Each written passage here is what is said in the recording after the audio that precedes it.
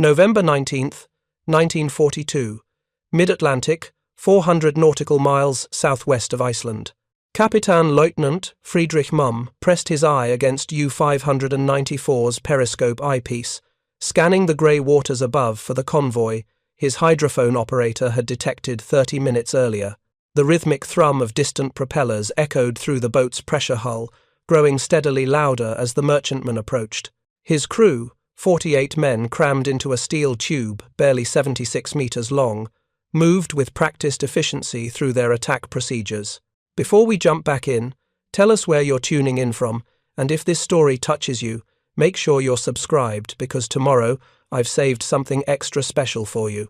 They had performed this deadly ballet dozens of times since leaving Brest 3 weeks earlier, surface at night to recharge batteries and transit, dive during daylight to avoid aircraft, track convoys by sound, rise to periscope depth, calculate firing solutions, launch torpedoes, dive deep, escape the inevitable depth charge counterattack. The pattern had worked flawlessly on 9 previous patrols. Mumm had sunk 17 Allied merchant ships totaling 84,000 tons. His Knight's Cross hung in his quarters, testament to proven skill at underwater warfare.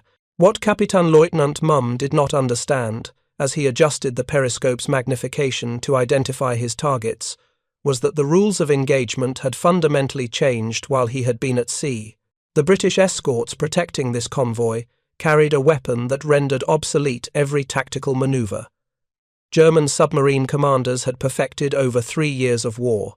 Within the next 40 minutes, Mumm and his crew would encounter technology that gave the enemy a capability they had believed impossible: the ability to attack a submerged submarine while maintaining continuous sonar contact with weapons that exploded only on direct contact with the target's hull. The psychological transformation was about to begin. For German U-boat commanders, the ocean depths had always represented sanctuary. Submariners were taught from their first day at training facilities that diving meant disappearing. The dark waters above absorbed sound, masked movement, and provided concealment that no enemy technology could penetrate during the critical moments of an attack. This doctrinal certainty shaped every tactical decision, every escape procedure, every calculation of acceptable risk. When depth charges began falling, a U-boat commander knew exactly what to do. Crash dive to maximum safe depth, typically between 200 and 250 meters. Execute sharp course changes during the blind period when the attacking destroyer lost sonar contact while positioning itself directly over the submarine's last known location. Level off at depth and run silent on electric motors while the charges exploded harmlessly 50 or 100 meters away. Wait until the water disturbance from the explosions dissipated. Surface after dark to recharge batteries. The tactic had proven remarkably successful throughout 1940 and 1941. If you're enjoying this deep dive into the story, hit the subscribe button and let us know in the comments from where in the world you are watching from today. British and American depth charges, while terrifying in their explosive power, suffered from fundamental tactical limitations that German submariners learned to exploit. The charges were rolled or thrown from the stern of the attacking vessel, detonating at preset depths determined before launch. If the attacking destroyer's captain guessed wrong about the submarine's depth, setting the charges for 150 meters when the U-boat had gone to 250 meters, every explosive in the pattern would detonate harmlessly distant from the target. Even perfectly depth-set charges had to explode within, roughly 20 meters, to inflict critical damage. The cushion of water between explosion and target absorbed much of the blast energy. More critically, the moment a destroyer began its attack run, it lost sonar contact with the submarine.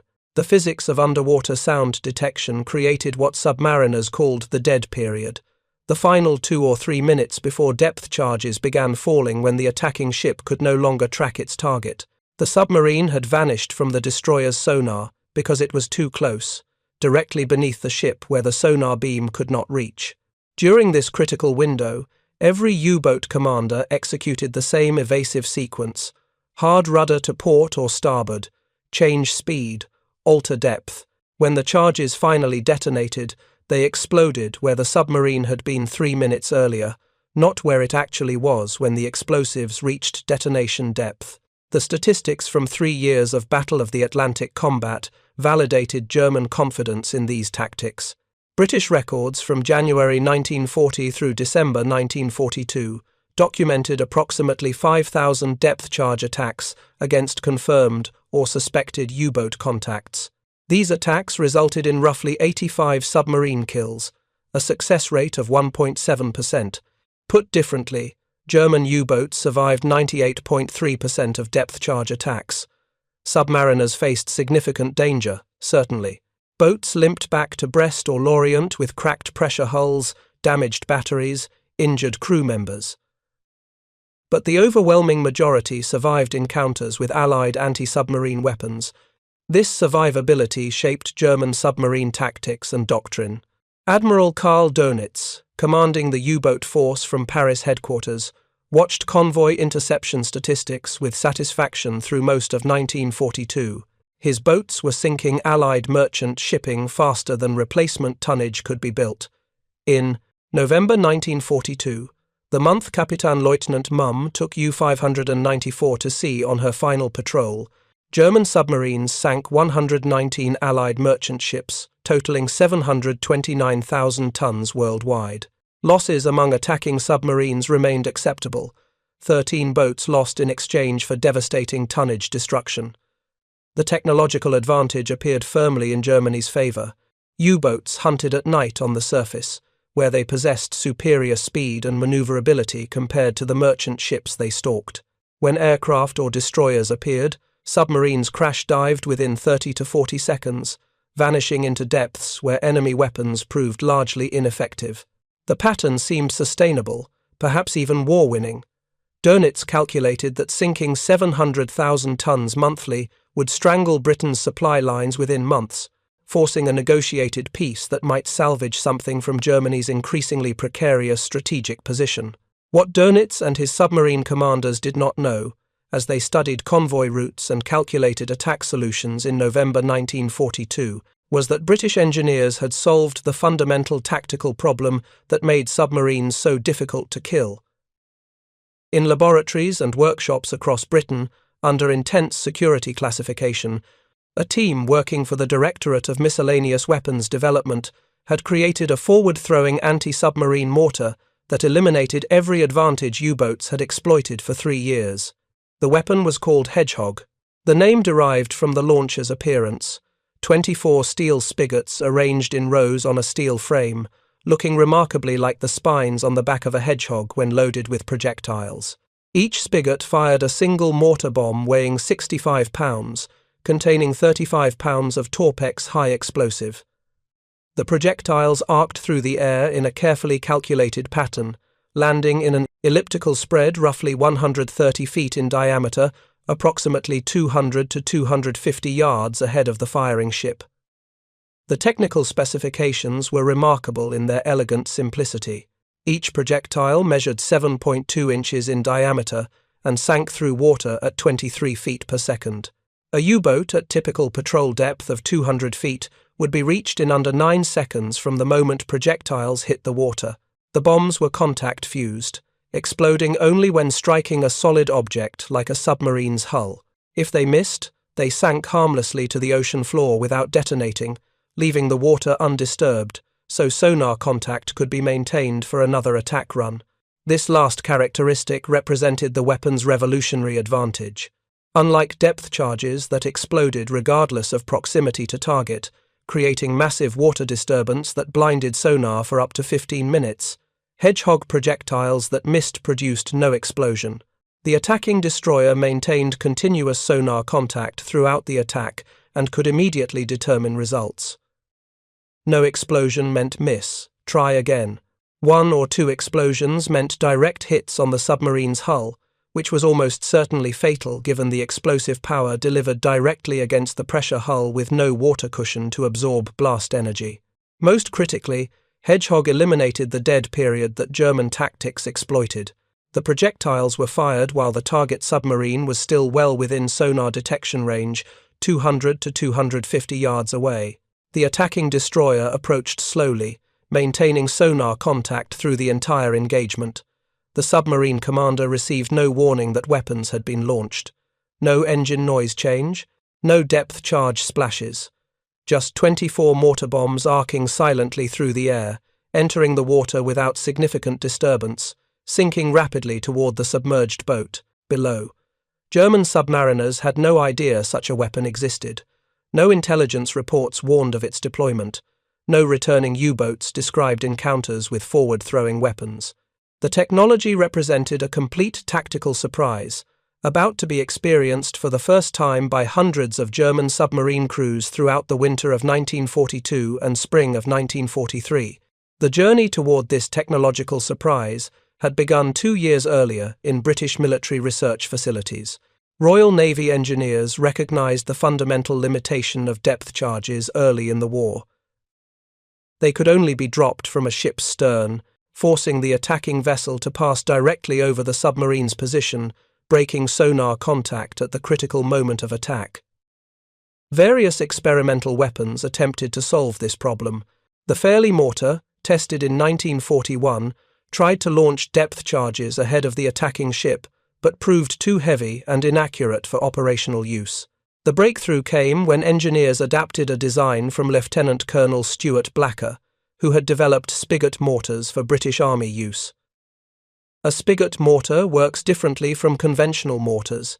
Instead of a projectile sliding down a tube propelled by gases, a rod or spigot fits inside a tubular tail on the projectile itself.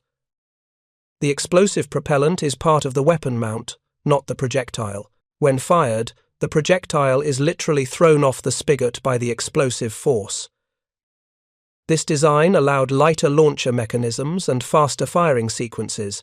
The Directorate of Miscellaneous Weapons Development, nicknamed the Weasers and Dodgers by their more conventional military colleagues, seized on the spigot design as solution to the forward-throwing problem. Under leadership of civilian scientist Charles Goodave, DMWD assembled a team to develop what became Hedgehog.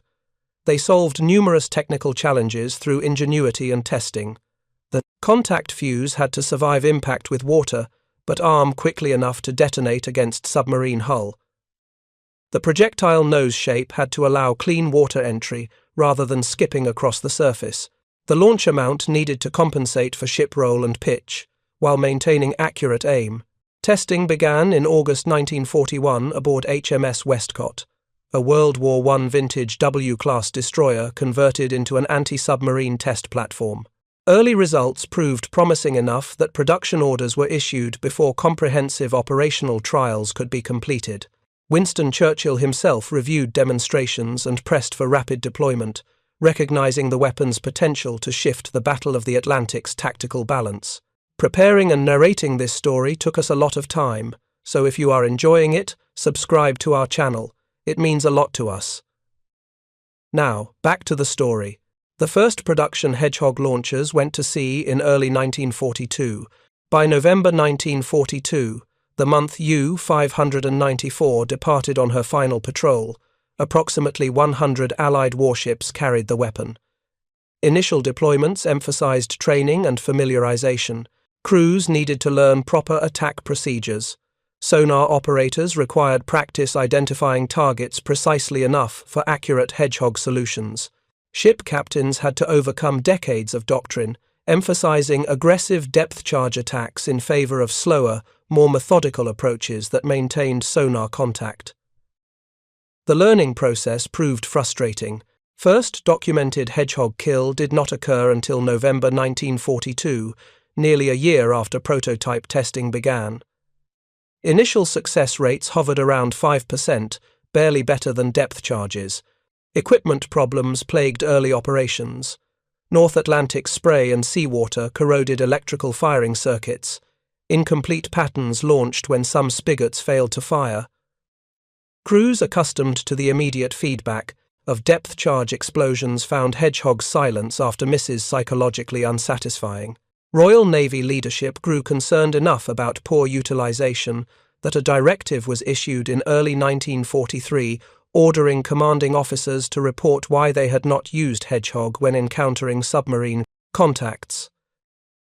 Many captains simply preferred tried and tested depth charge tactics over unfamiliar technology that seemed to produce fewer results. The weapon appeared headed for the same obscurity that had claimed the failed Fairley mortar. Then, through systematic training and tactical refinement, the picture began changing.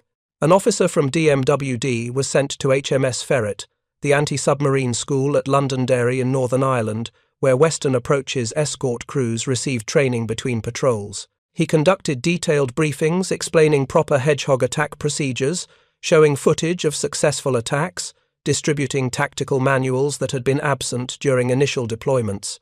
Ship captains held vessel-wide meetings, explaining the weapon's principles to entire crews. The effect was dramatic.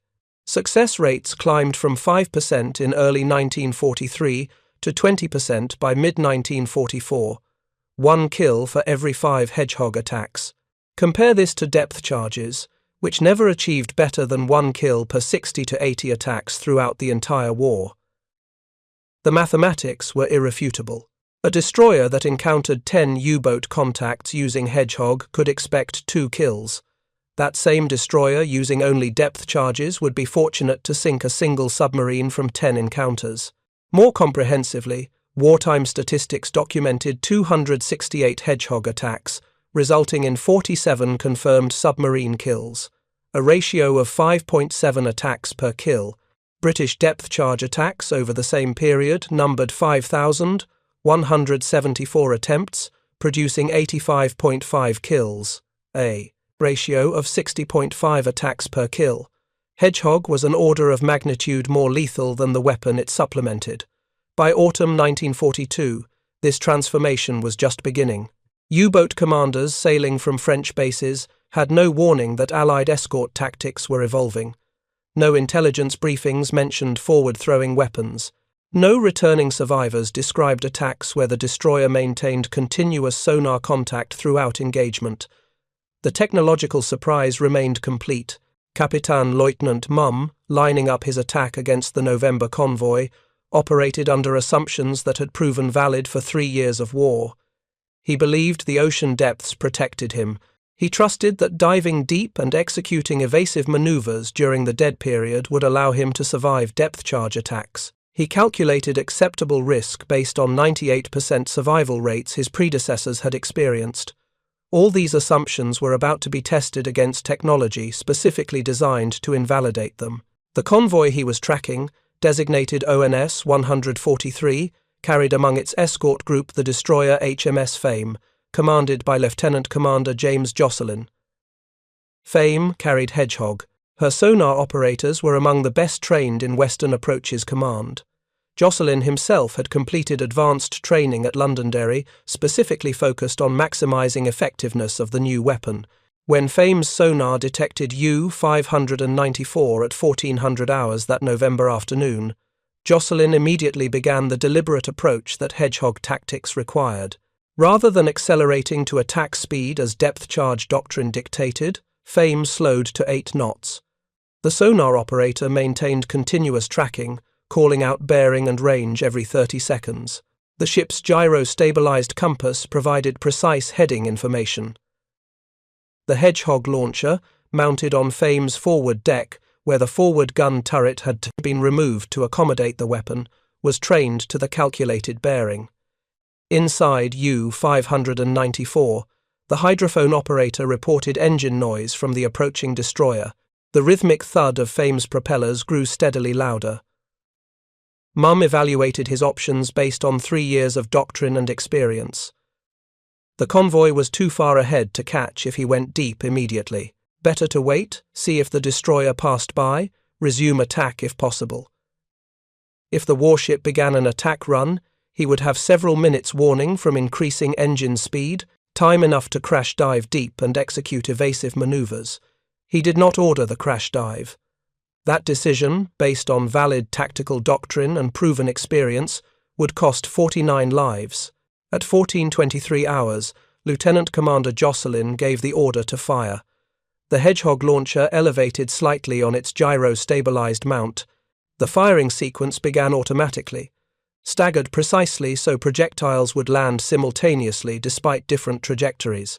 The characteristic thump-thump-thump of spigots firing echoed across Fame's forward deck as 24 mortar bombs arced away from the ship, climbing to their apex, then descending toward the grey water 240 yards ahead.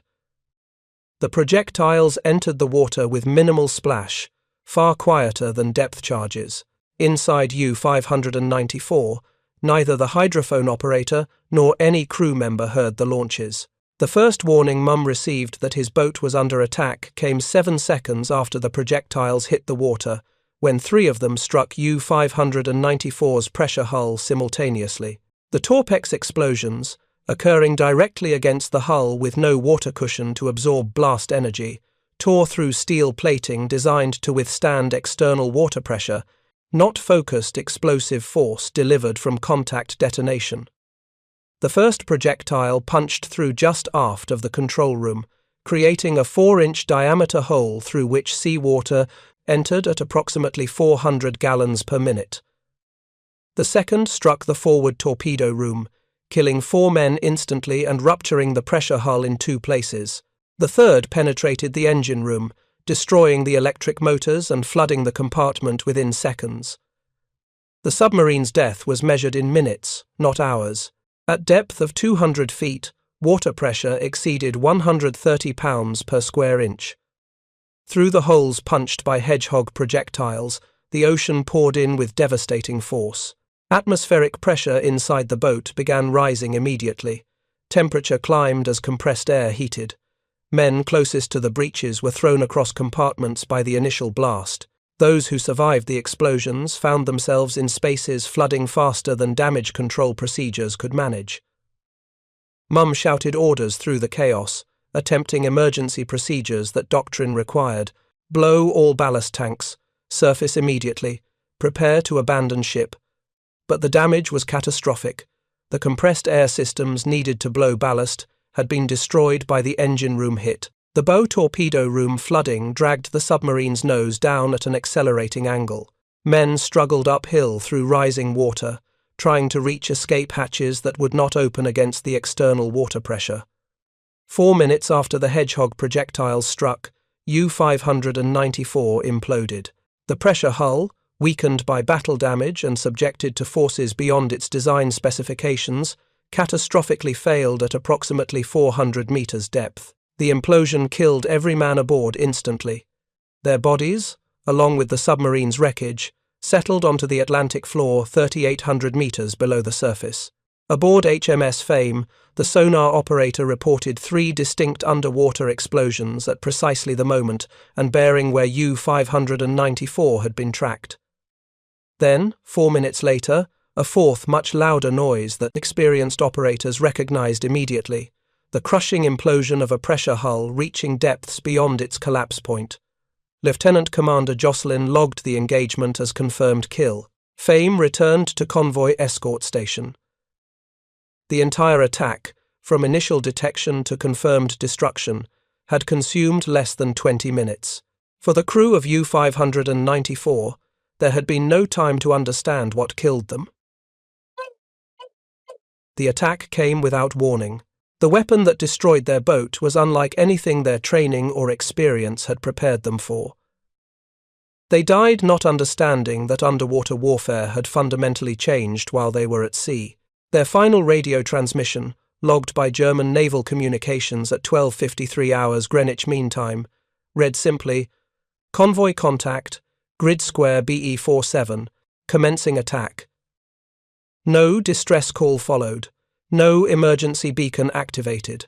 The boat simply vanished from Dönitz's operational plots. This pattern would repeat itself hundreds of times over the next 2 years.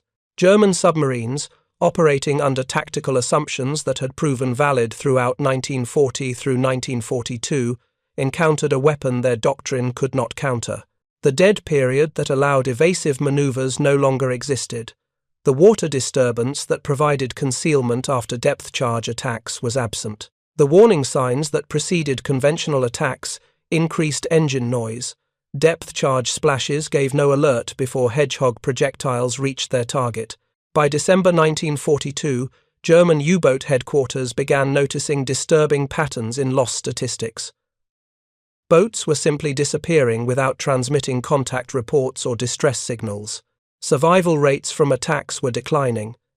The exchange ratio, boats lost versus tonnage sunk, was deteriorating rapidly. Through winter 1942 and spring 1943, these trends accelerated into crisis. The climax came in May 1943, a month German submariners would remember as Black May. In a single 30-day period, 43 U-boats were lost, 18 in convoy battles, 14 to air patrols, 6 in the Bay of Biscay, with additional losses to accidents and other causes. This represented nearly 3 times the highest monthly losses Germany had previously experienced. Total losses exceeded the number of submarines Germany had lost in all of 1941.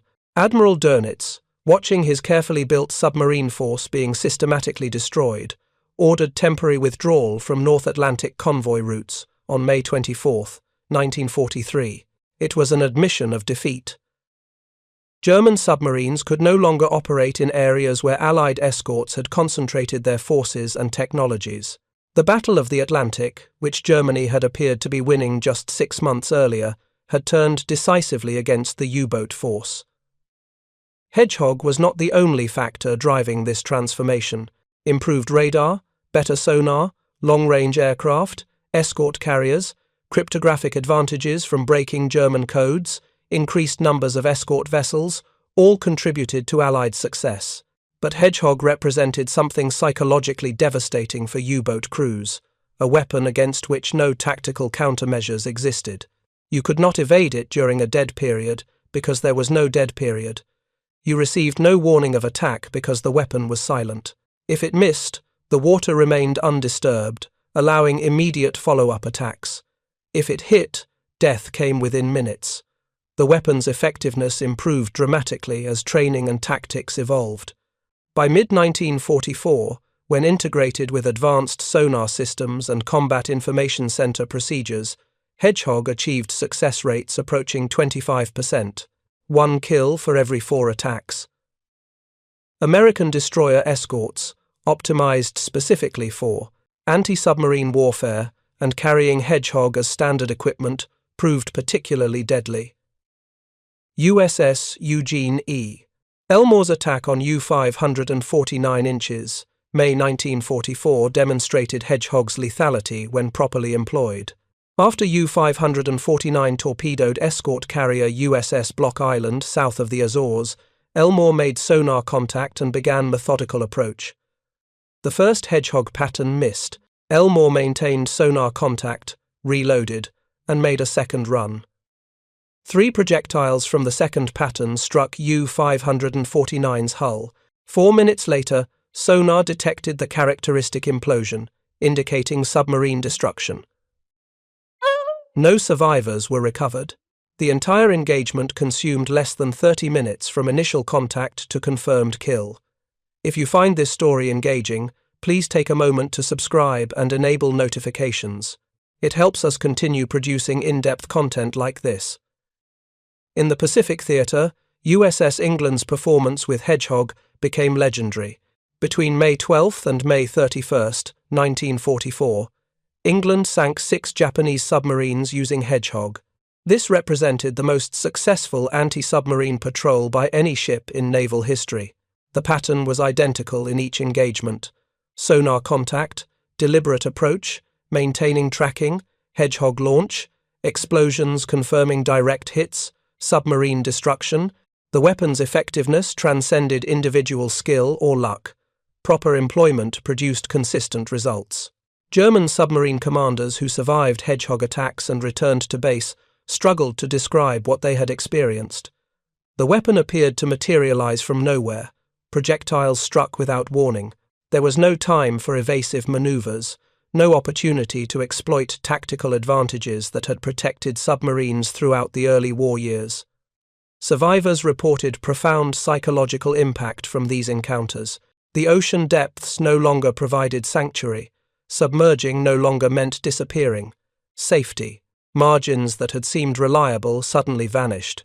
Kapitän Leutnant Peter Kremer, commanding U-333, filed a report after surviving a Hedgehog attack in April 1943 that captured the transformation in submarine psychology. The attack came without any warning we could detect. We heard no depth charges falling. The destroyer maintained sonar contact throughout. Then suddenly, explosions directly against our hull, 3 impacts that I am certain were projectiles striking the boat, though only one detonated. We were extraordinarily fortunate that the other 2 failed to explode. Had they functioned properly, my boat and crew would have been lost with no possibility of survival. This weapon eliminates every tactical advantage we possess. We cannot evade what we cannot detect. We cannot escape attacks that give no warning. If this is widely deployed among Allied escorts, I do not see how U-boats can continue operations. Kremer's assessment proved prescient. As Hedgehog deployment expanded through 1943 and into 1944, German submarine effectiveness collapsed. Monthly tonnage sunk by U-boats declined from 729,000 tons in November 1942 to 300,000 tons or less by summer 1943. Meanwhile, U-boat losses climbed inexorably. The exchange ratio shifted from overwhelming German advantage to crushing disadvantage within months. German naval architects and engineers attempted various countermeasures. Boats were given thicker pressure hulls, though this reduced speed and range. Acoustic torpedoes were rushed into service to attack escorts from longer range. Schnorkel breathing tubes allowed submarines to operate submerged on diesel engines, though at reduced speed. None of these measures addressed the fundamental problem. Allied escorts could detect submerged submarines and attack them with weapons that hit reliably. The Type 21 submarine, Germany's most advanced design, incorporated revolutionary improvements: streamlined hull for higher underwater speed, larger battery capacity for extended submerged operations, quieter machinery to reduce sonar detection range.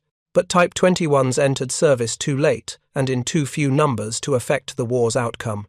By the time these boats reached operational status in late 1944, the Battle of the Atlantic had been decided. Allied convoys crossed the ocean with minimal losses. D-Day preparations proceeded without significant submarine interference. The supply line from America to Britain that Winston Churchill called the only thing that really frightened me during the war had become secure. The human cost of this technological shift was measured in lives lost beneath the waves. Of approximately 40,000 men who served in German U-boats during World War II, approximately 30,000 died, representing a 75% casualty rate. This was the highest casualty rate of any military service on either side of the conflict.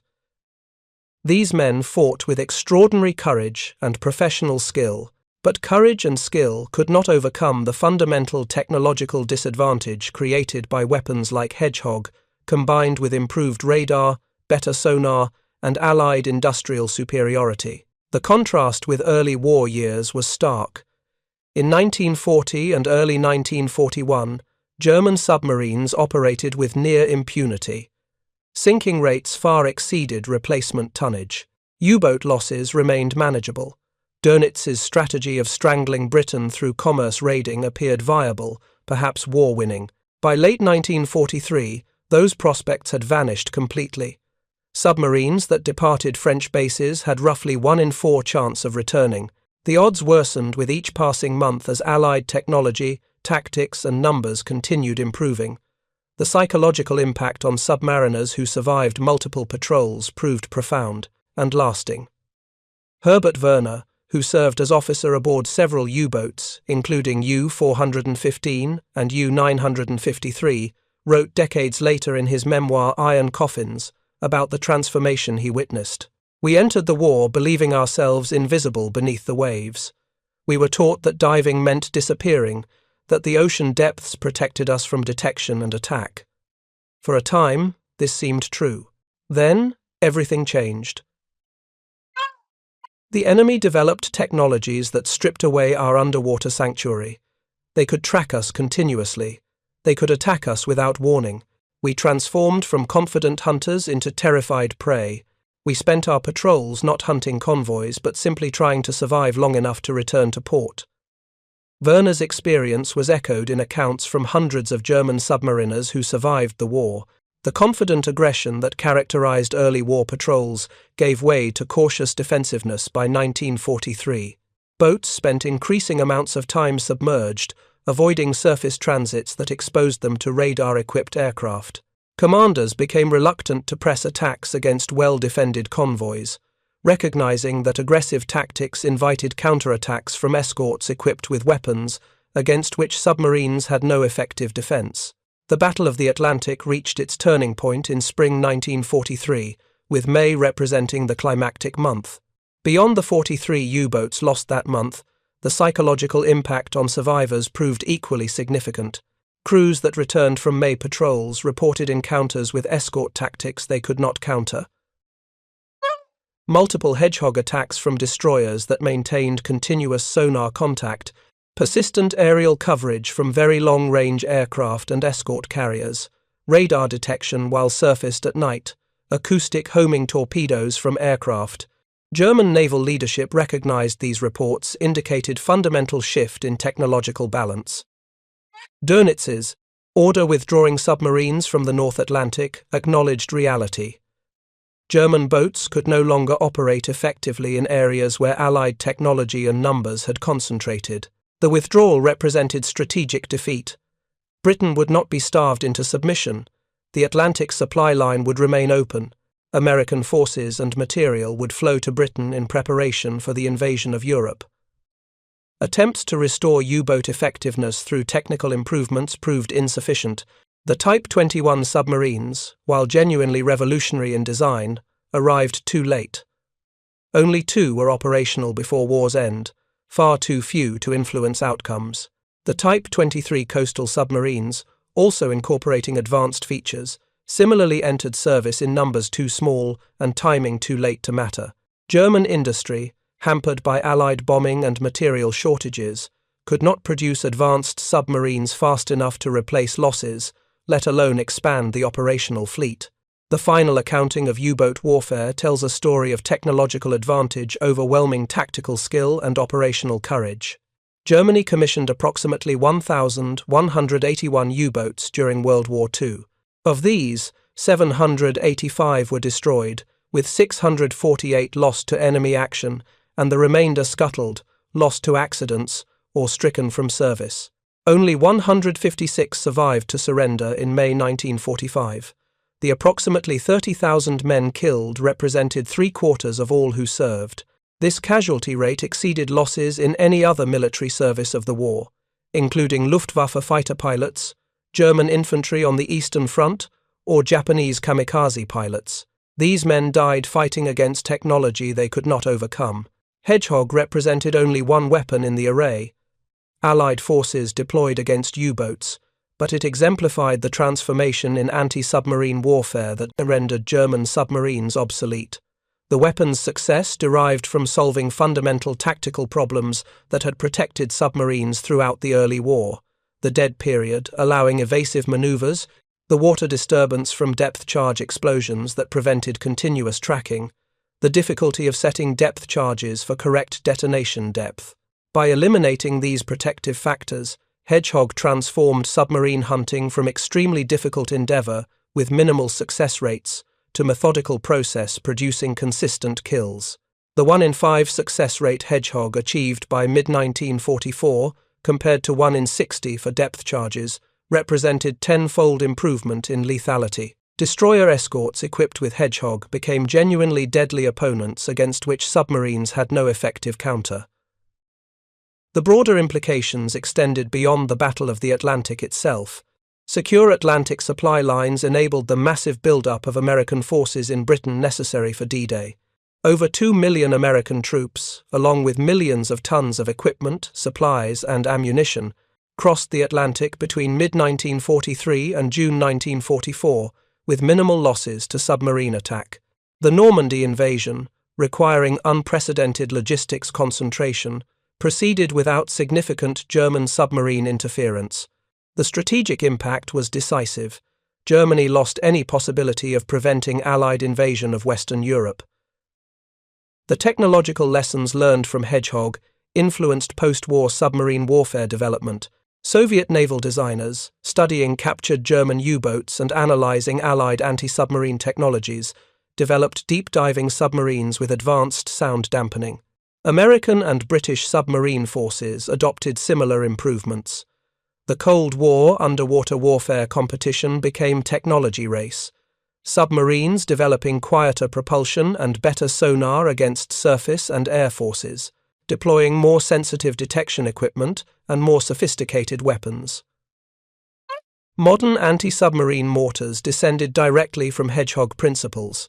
The British Limbo system, entering service in the 1950s, fired larger projectiles with improved guidance. The Soviet MBU series, beginning with MBU 200 inches 1949 and evolving through multiple iterations, represented direct copies of Hedgehog technology. American weapons like ASROC, while using rocket propulsion rather than mortar launchers, embodied the same forward-throwing contact-focused concepts. More fundamentally, Hedgehog demonstrated that technological superiority combined with industrial capacity could overcome tactical skill and operational courage. German U-boat crews possessed extensive training, proven combat experience, and well-designed equipment. But these advantages could not compensate for Allied technological innovations deployed in overwhelming numbers. Britain and America produced Hedgehog launchers by the thousands, installed them on hundreds of ships, trained crews systematically, and integrated the weapon into comprehensive anti-submarine doctrine combining radar, sonar, aircraft, and surface escorts. German submariners found themselves facing an enemy that could detect them underwater, track them continuously, attack without warning, and kill reliably. No amount of tactical skill could overcome these fundamental disadvantages. The bravest crew and most experienced commander still died when Hedgehog projectiles struck their pressure hull. Courage became irrelevant when the enemy possessed technological means to negate every tactical advantage submarines had previously enjoyed. The examination of Hedgehog's impact reveals a profound truth about modern warfare. Technological superiority trumps traditional military virtues when that superiority is comprehensive and properly exploited. German submariners were not defeated because they lacked courage or skill. They were defeated because Allied science, engineering, and industry created weapons systems against which no amount of courage or skill provided defense. The ocean depths that had protected submarines became transparent to Allied sonar. The evasive maneuvers that had frustrated depth charge attacks proved useless against forward-throwing weapons. The darkness and weather that concealed submarines became irrelevant when radar-equipped aircraft patrolled continuously. For the men who experienced Hedgehog attacks firsthand, the psychological impact proved as devastating as the physical danger. Werner's memoir describes the transformation from confident predator to hunted prey. Every time we submerged after 1943, we knew the enemy above possessed means to find us, track us, kill us. We had lost our greatest advantage, the invisibility that diving provided. We operated in constant fear, knowing that detection meant probable death. The ocean that had once protected us had become our tomb. Most of my comrades never returned from patrol. They died in iron coffins at the bottom of the Atlantic, killed by technologies they never fully understood. This testimony, echoed in accounts from hundreds of German submarine veterans, illustrates how technological change transformed psychological reality of submarine warfare. The confident aggressiveness that characterized German submarine operations through 1942 gave way to defensive caution by 1943. Commanders became reluctant to engage well-defended convoys. Crews approached each patrol with dread rather than anticipation. The transformation from hunter to hunted was complete. Up next, you've got two more standout stories right on your screen. If this one hit the mark, you won't want to pass these up. Just click and check them out. And don't forget to subscribe and turn on the notification bell so you don't miss any upload from us.